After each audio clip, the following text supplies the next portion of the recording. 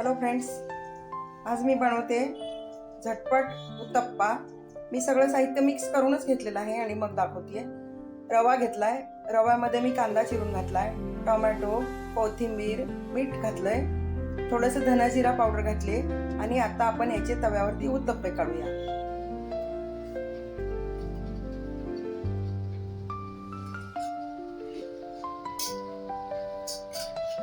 आता मी पॅन वरती उत्तप्पा घालत आहे।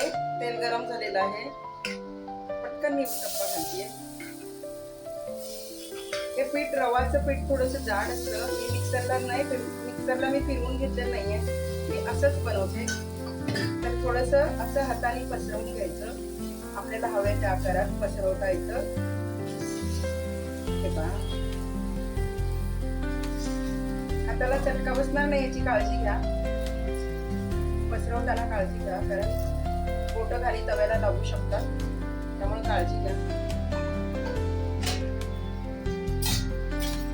आता मी थोडंसं तेल घालते वरून आणि 1 मिनिटासाठी झाकण ठेवते।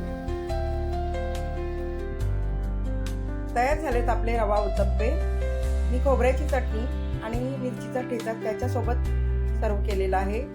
तुम्ही दही, टोमॅटो सॉस, मेयोनीज कशासोबतही खाऊ शकता, खूप छान लागतं, किंवा असंही छान लागतं। करून बघा आणि कमेंटमध्ये कळवायला विसरू नका फ्रेंड्स। सबस्क्राईब करा फ्रेंड्स, तुम्ही सबस्क्राईब केल्यानंतरच माझं चॅनल पुढे जाणार आहे, तेव्हा सबस्क्राईब करायला विसरू नका।